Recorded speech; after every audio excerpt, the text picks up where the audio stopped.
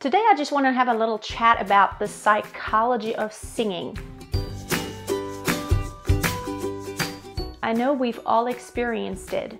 You want to hit that high note, but right before it comes up, your mind goes crazy and you start worrying and your throat gets really tight and tense, and then you have to swallow, your saliva starts really going crazy, and oh well, then you really don't hit that high note.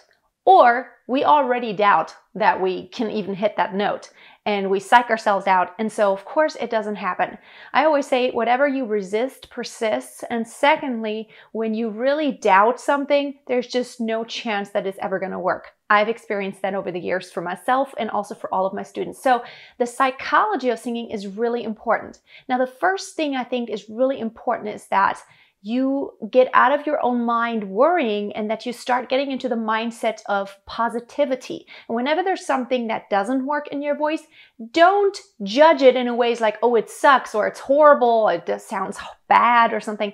But what you want to get is the habit of really giving it a name and a description. So instead of saying, it sounds horrible, it sucks, or, oh, I'm just not liking the sound I'm hearing here, give it a description such as, I think I sound really pressed here, or it sounds throaty, or it sounds too breathy to me, or I'm a little flat. Because by looking for a description, you already have part of the solution and you know what you need to do in order to work at making it better. So always giving it a description and giving it a name and getting into the mindset of being your own teacher, of not saying, oh, it sucks. I mean, your voice teacher wouldn't say, oh, that sucks, but they would actually say, well, you didn't quite hit the right pitch, or you pressed a little too hard, or your throat was really narrow. You didn't breathe deep enough, or you didn't support, and that's why it sounded really pressed, narrow, shallow, whatever it is. And so that brings me to the next point. What is really important in the psychology of singing is that you do have someone on the outside every once in a while. You don't really necessarily have to take weekly lessons with a coach, but having someone from the outside who is somewhat knowledgeable, who has an ear for music or for voice, doesn't necessarily have to be a coach or a teacher, but just someone who can give you some objective feedback and tell you, well, I think it sounds pleasant, or it sounds not so pleasant. It bothers me when I listen. I can't stand it. In a very nice way, you want to get also into the mindset of when you hear feedback from someone, not taking it as a negative, as it's like, well, my voice sucks, therefore I suck, but taking it as constructive criticism and just taking seriously even people who might not be musically so knowledgeable, but someone who just kind of hears, I think I like it or I don't like it. It's like me. I don't know anything about wine. I just know if I like something or I don't.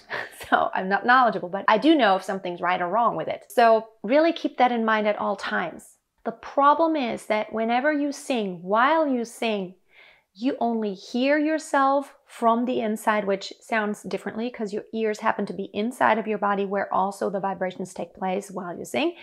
And also, secondly, you're in your own body and your own mind. So you don't see yourself from the outside and you don't hear yourself from the outside. Recording yourself on video frequently helps a lot to just really get a more objective picture of what is happening and how the sound is.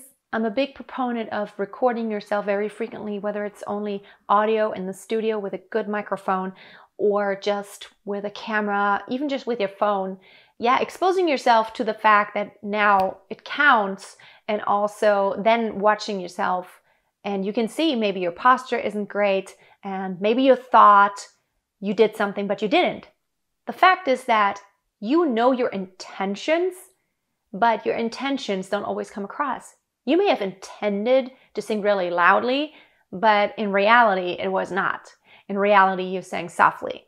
So you may have thought that you breathed really deeply and you had this huge expansion going on when you inhaled, but in reality, when you see yourself from the outside, it totally wasn't the case.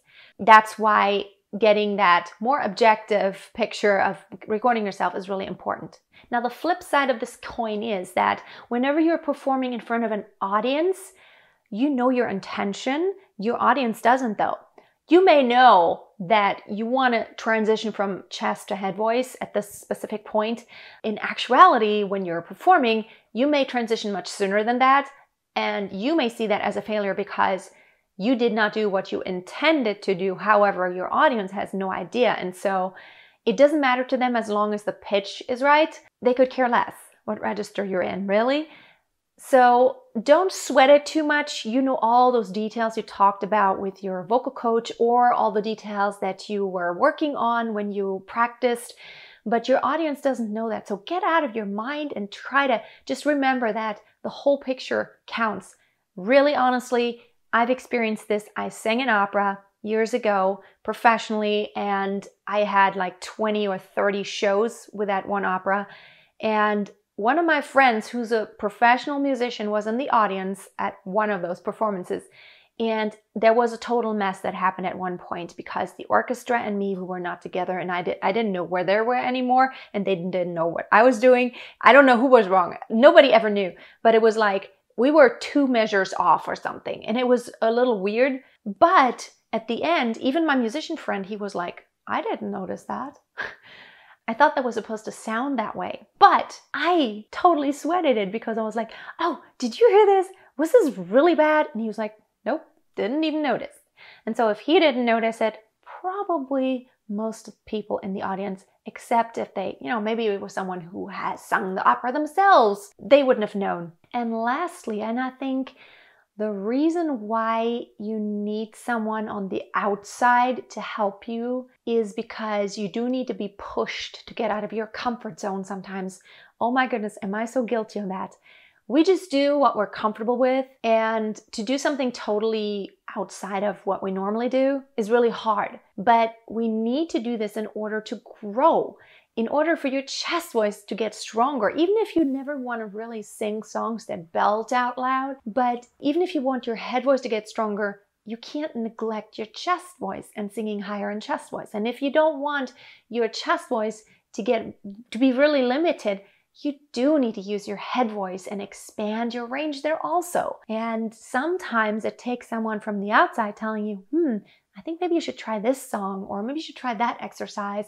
And you may think, no, possibly not. That is uncomfortable for me. But it's just being accountable to someone who's going to help you push yourself beyond what you normally do. It's really going to help you grow. And by the way, this is just a short plug here.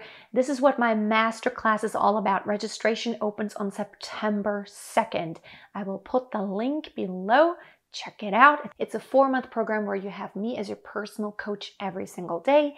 You can show me as many videos, recordings of you as you want, and you get one-on-one feedback from me.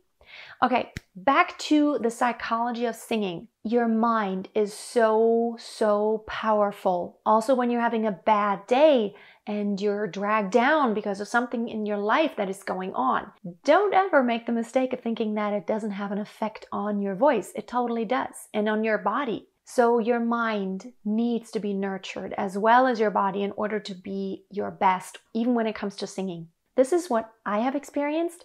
Sometimes I don't even feel like singing or practicing, but I know I have to. And so I kind of start out with the attitude of like, okay, let's do this now already. I gotta do it because I got this gig and I gotta learn this song, but I don't even like this song, but I gotta perform it because they want me to. But once I start getting into the music, once I actually start the music and I actually start singing, it's always a cool thing. And so that happens with all the exercises I do. It happens with all the songs that I sing, that beforehand, my mind tells me, I don't want to. But once I actually start, the motivation starts kicking in for some reason, because I guess my body starts getting active.